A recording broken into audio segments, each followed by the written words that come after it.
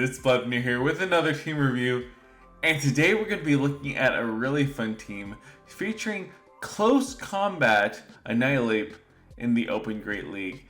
And I've said this for a while, but I think that ANNIHILAPE with Night Slash as a bait move is insanely powerful if you can use it correctly, just because Night Slash is a pretty powerful move, and being able to get to it in 5 counters makes ANNIHILAPE very deadly.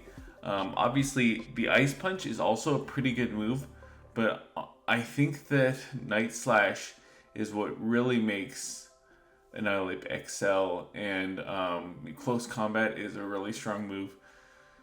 You know, if you use ANNIHILAPE in certain situations, you do want Shadow Ball, but in this specific team, I think that the Close Combat is quite nice. As you're going to see here, it does really take normal types by surprise.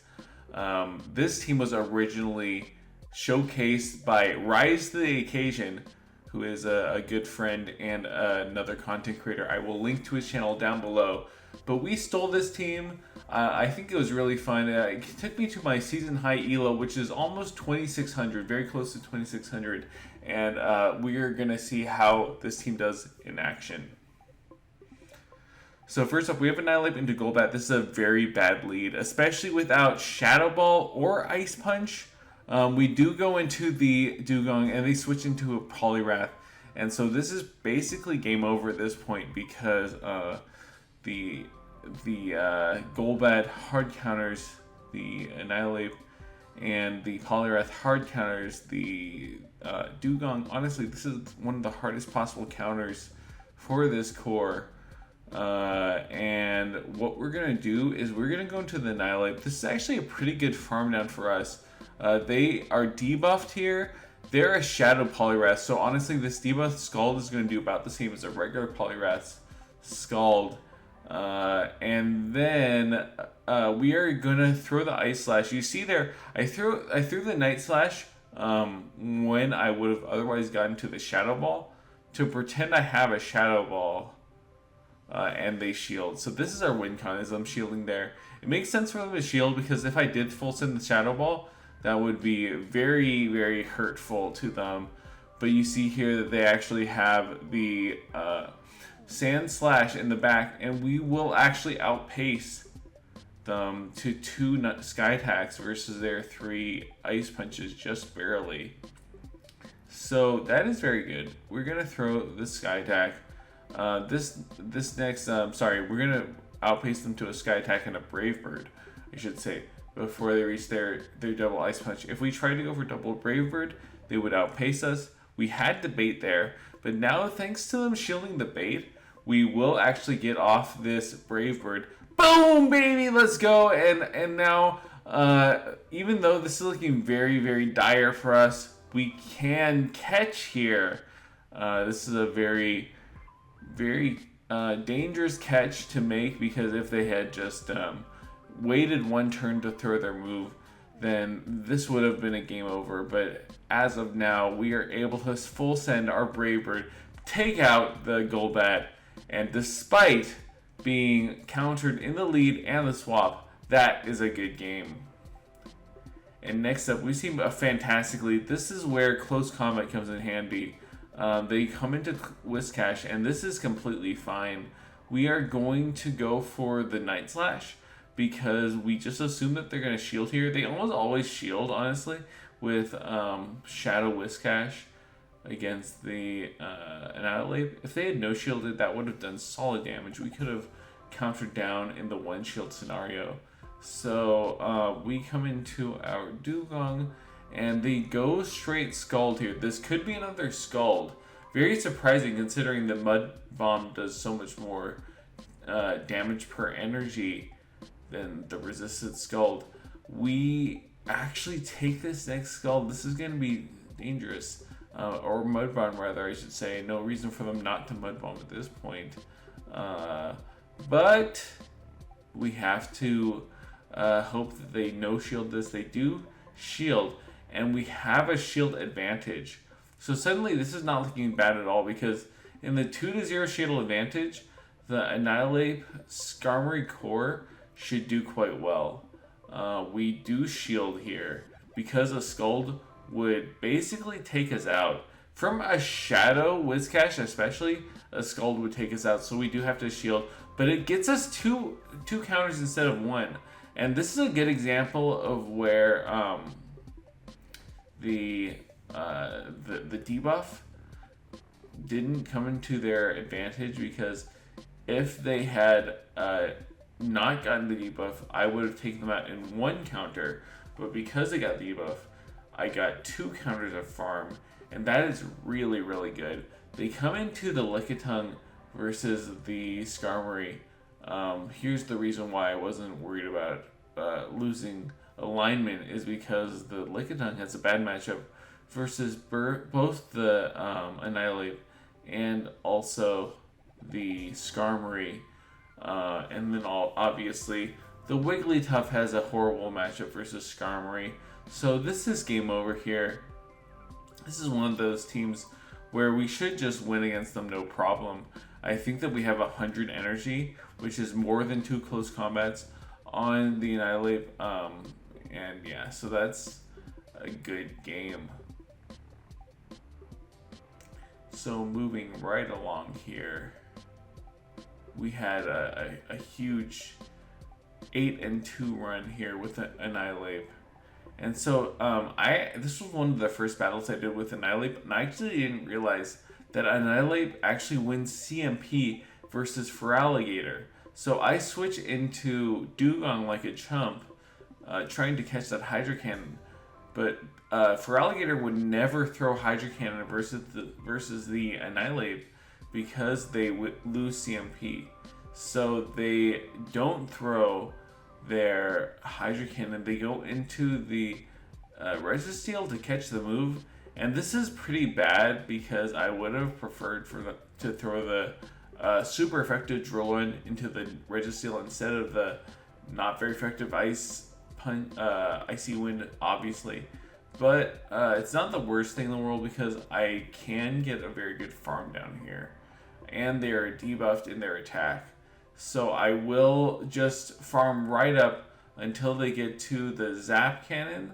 And I don't think I could have farmed down. I don't think I could have done another counter, honestly. Because if I did another counter, they would have gotten to the Zap Cannon. So I farm up as much as possible. And they have a Gligar in the back. I should not have thrown that Night Slash versus the Gligar. Definitely because the close combat would have done so much more damage. And I could have threatened them with a Shadow Ball. So this is still okay, because I think that I can farm them down here. It's going to be very close. The Hydro Cannon does a lot of damage here. I'm not sure. So the Hydro Cannon does... Okay. So I think that we just lose this, honestly. Yeah, it's going to be close. But if I had Ice Punch, I would have won this. If I had not thrown my energy here, I think I would have won this. But yeah, so this was a learning experience for me, because I didn't realize, as I will go forward, I will know that Feraligatr loses CMP to ANNIHILAPE. And so we actually win the leading matchup with Feraligatr. As you can see here, we're just going to stay in here. We throw the Night Slash, and we win CMP. Feraligatr is so high on the attack stat that I didn't realize that we would win the charge move priority. But this is very good because we should be able to win pretty much any shielding scenario here. We are going to safe swap at the same time as them, and they come into a Clodsire. This is fantastic. This is basically game over for them just because we have such a hard counter to their Clodsire, and I'm imagining that they probably don't have a good answer to the Skarmory in the back. We will actually survive this Stone Edge after the debuff, so we don't have to take this move. And as we've seen before, as long as the opponent doesn't have any shields left, the Annihilate plus Skarmory Core can take care of most backlines here. So, Icy Wind there, and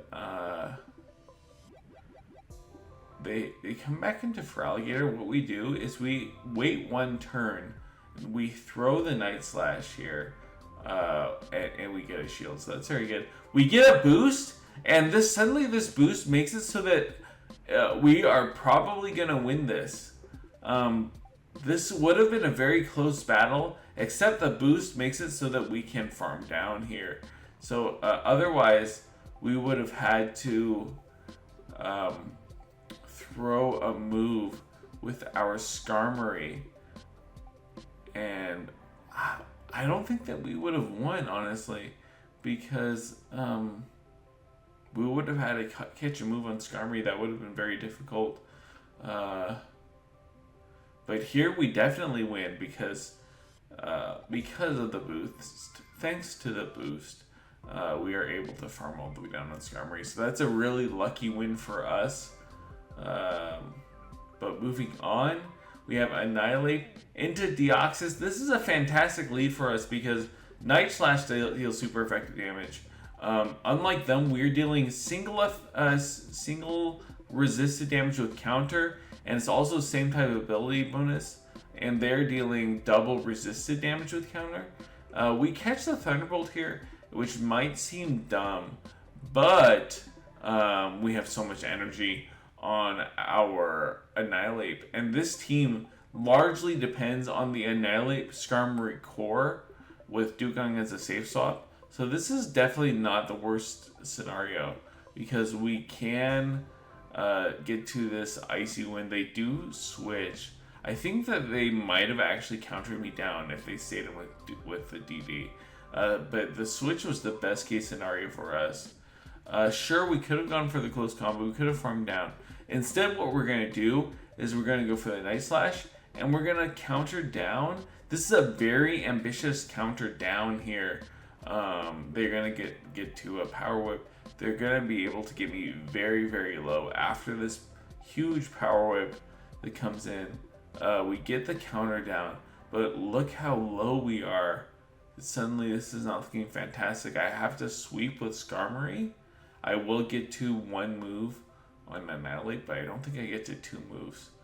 They have Diggersby here, and so this is very tough for me. I have to hope that I can get both of their shields with... Oh, okay, they come into Deoxys, and this is very good for me, because Deoxys throws Psycho Boost immediately. That is definitely not the right choice trainer, because that means that this is a double resisted Thunderbolt, double debuff Thunderbolt that does not do as much as the Fire Punch. Or, I mean, I think it does about as much as Fire Punch, honestly. But regardless, it makes it so they don't make it to another Psycho Boost. It's double resisted. And I do get one shield from the Diggersby. I have to get this last shield. If I get this shield, this is just game over. And I do get the shield. I come into the Annihilate. I have 100 energy on Annihilate. Boom! That's so much damage. We're just gonna throw another close combat, and that's very satisfying. Yeah, if I didn't have close combat, I probably would have lost that game. But with close combat, that is an easy win. Honestly, if I had Ice Punch, I think that I would have won that as well, but not a lot of Annihilapes are carrying Ice Punch here. And so next we come up against a Poliwrath lead. That's a very good lead. They go into the Gligar safe swap, and we are a little bit slow to the swap onto the Gligar, which is fine because this is such a hard counter that we should be able to win this matchup in any shielding scenario, as long as we switch into the Skarmory within 8 turns of the Gligar switching in, which we definitely did. We switched in within 4 turns. of the Galio switching in. I should have gone Brave Bird immediately. This was a definite mistake here. I should have actually thrown the Brave Bird immediately, because then I would have triple debuffed my defense. They would have not gotten so many counters of energy in. They throw out Icy Wind, of course, and they have a Tropius in the back, a not uncommon team, definitely, because Tropius has had a surprising surge in popularity. But this is the best team that I can see for sure, because of the fact that Tropius is double weak to Ice. This is just game over. A really satisfying endgame for me here, as the Dugong user. And obviously infuriating for the opponent. This is one of the hardest counters that the opponent can face, but you know, if Rise to the Occasion uses the team, you gotta be prepared for a bunch of people like me to use the team and take advantage of it respectfully, right? So next up, we have one of the hardest possible counter. Annihilate completely counters the Vigoroth in its current form with Rock Slide. They switch into Sableye, and we are not close enough. We're not fast enough to the swap to just swap straight into one of our two Pokemon in the back. Honestly, I think I probably should have swapped there. If I had been fast enough, I could have swapped into the Dugong, but because we weren't quick enough, we instead throw the Night Slash. We go into Skarmory. And this is not great for us, because we have to double shield here. We have to double shield. And at least we get off a move, right? Brave Bird from Skarmory will do a lot of damage to anything, especially a Vigoroth. So they're going to shield this, right? They have to shield this. We're going to go into the Dugong versus the Giratina. And this is what wins us the match. Is we had to switch out here before they even landed one Shadow Claw. We were quick on the switch. I was expecting some sort of shenanigans like this. That end game seemed kind of weird to me. So really spicy team. I love any team that has the Great League Giratina in the back. I think it's a good choice, a spicy choice. I do have a video featuring the Great League Giratina on my channel. But here, this is definitely a loss for them at this point. We have the alignment. They just give up. It's a good game. They did have that Great League Giratina in the back and almost tripped me up. But luckily we swapped out in time. Here they have a Lanturn lead. This is exactly where we want to see the Lanturn, right? This time we go for the Shadow Ball bait here. I think that's the smart play. They almost always shield up the Shadow Ball threat because they want to win this lead. And then we get the double boost. And the double boost makes this really good for us. We're doing so much damage with counter. We're going to do so much damage with this Night Slash. Almost take them out. If they want to no shield us, they have to no shield. And then I think we're going to shield. We're going to counter down. Because we're double boosted here, either close combat or Night Slash should do a lot of damage to anything. They come in with Knockdown, and this close combat is going to do so much damage. Insane. Boom! Huge damage.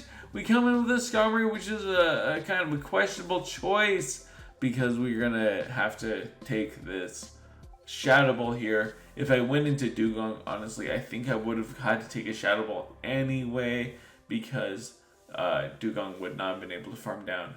But they come in with Skarmory, and so this is a really interesting matchup at this point. We are going to throw the Brave Bird here because I think I have a Sky Attack as well as a Brave Bird. I'm one off the Sky Attack. I'm not going to make it to the Sky Attack. So I don't know, maybe I should have Sky Attacked first to force them to Brave Bird, honestly. But I think this is fine because we have the Dugong with full health here. We're going to force them to throw, and after they throw a Brave Bird, we should be able to counter them down. They throw the Brave Bird, and so what we're going to do is we're going to just counter. We're going to Ice Shard down the Lanturn, and we're going to be able to Icy Wind this Skarmory and debuff their attack so that we can counter them down. So that was the win con, guys, is that recognizing that we are safe countering down in the back. We didn't have to, we get the unnecessary Night Slash boost there, as you can see. But yeah, as I was saying, the win con there was definitely just recognizing the fact that we had enough fast move pressure in the back. We didn't have to do anything fancy. We just had to recognize that we could fast move down in the back with those counters. And so here they have a Dragonite, and Dragonite is an okay lead because I outpaced the Night Slashes. They take the Night Slash, and then we try to snipe them with the Dugong, but as you can see there, we were not able to snipe. They go into their Lanturn, which is good for us because we need to see this Lanturn somewhere, and we did not want to take any more damage with the Annihilate. So it's good to bait out the Lanturn here. They're going to throw the Thunderbolt, and I think that this was actually a mistake. If I'm going to shield the Thunderbolt, I have to assume they're going to shield up this Drill Run, which means that I should have gone for the Icy Wind and debuff their attack. And because I didn't, this was actually kind of a mistake here, because otherwise I would have survived a Surf. They do go for the Thunderbolt, but yeah, I should have definitely gone for the bait move there. But that's okay. This isn't even like legend rank battles yet, so we can still play around. We can see what happens. As you can see here, where they have a Zoomer on the back, this would have been super close if I had just perfectly called their actions earlier on in the battle. I think I could have won this. But we're in a suboptimal situation here. We're just going to lose this, I think. They're going to go straight Ice Beam, and that's okay. But they have 3 Pokemon left. I have no Pokemon left. They're going to do so much damage with these buffed Bubbles. I don't know if you guys remember, but Bubble was buffed last season. And man, oh man, Bubble is one of those sleeper buffs that I think kind of passed under the radar last season, but we're definitely feeling it this season with the rise of all these really nice steel types. Like I think that Skarmory is a lot more common this season. Really good plays by the opponent, that's for sure. But yeah, I completely threw that battle there, very embarrassingly. But as you can see here, we got to almost 2,600 elo with this team, which is a great place to be. I feel like I'm doing challenges, physical challenges in the Great Go Battle League on the treadmill every single day on Twitch. If anyone else is doing those types of physical challenges in Go Battle League, let me know down below, because I think I'm the only person doing that right now. And we're almost at 2,600. Really good elo, really fun games. We are climbing in the Go Battle League. We're definitely going to climb higher tomorrow in the Ultra League Premier, which is my favorite cup. I'm very excited for it. And so if you guys want to watch me climb in the Ultra League Premier, link in the description down below. And with that, I'll see y'all next time. Bye.